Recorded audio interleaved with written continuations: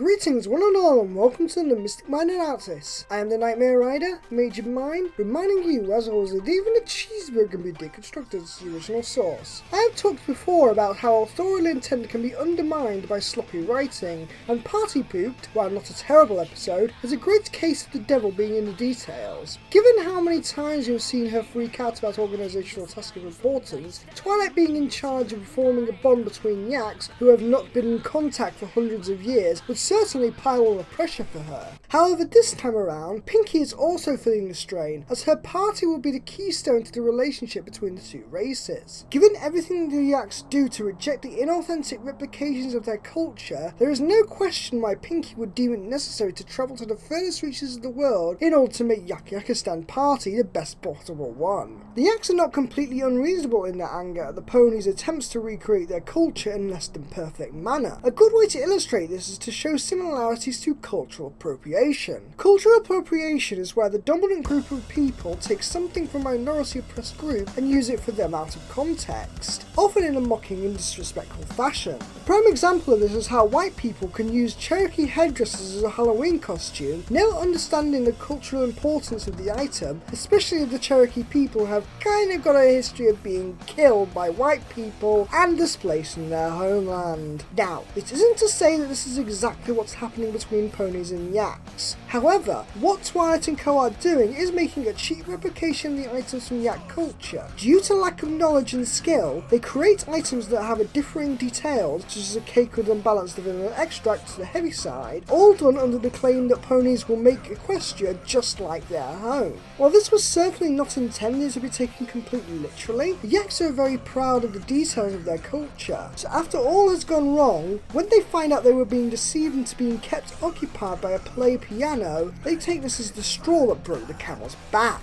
Pinkie has a perfect timing with her humour in this episode. She is most straightforward and calm when talking to the yaks, presenting everything intended to make them feel at home. A central part of Pinkie's humour is her exaggerated reactions, so her disappointment at the yaks rejecting everything she presents adds to the pressure for her to get the party right. Her funniest moments are the epic monologues that she narrates to herself, as it shows both the new writers have a brilliant grasp of Pinkie's character depth. They show how seriously she takes making everyone happy through her parties, while expressing it in a manner that's comically over the top, with the monologues becoming a running gag, as other ponies don't notice her speeches as they get more and more ridiculous each time. Included with all this, her secret party basement shows the full extent of her commitment, planning so much in advance, showing that this is one of the few times she has to plan on the fly, something she is not normally used to doing. Now, as I mentioned at the start, execution is everything when trying to make characters sympathetic. As such, the primary problem for me is that this episode fails to make me see the yaks as reasonable. The key phrase that I would use to describe this episode's effectiveness is,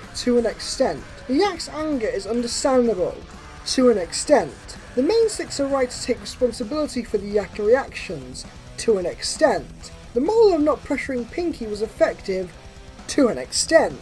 On the first point, the yaks fail to make me empathise with them because they are acting in an incredibly selfish manner. They are not taking into account how difficult it is for the main six to design everything to be exactly like their home, so going on a rampage and treating everything like an insult shows that they are almost unpleasable. Nobody should ever have to force themselves to please someone who gets angry at the goalposts as they move, ensuring that nothing but absolute perfection will ever satisfy them. On the same note, the moral is so centered around the main six being wrong, even when the yaks outright declare war, as it feels like the odds are stacked against them. Even worse, there is little reason why the main six would be at fault for taking Pinkie for granted. Considering how skillful she has always been, what else could the main six do but emphasise the pressure on her? They couldn't have known how much was needed to be set up, or how much stress Pinkie was under. They were out of options. It could have easily been considerably better if Twilight and Co had started to get fed up with the yaks, expressing how they had nothing left to try and encourage Pinkie Pie to do whatever it takes to make them happy.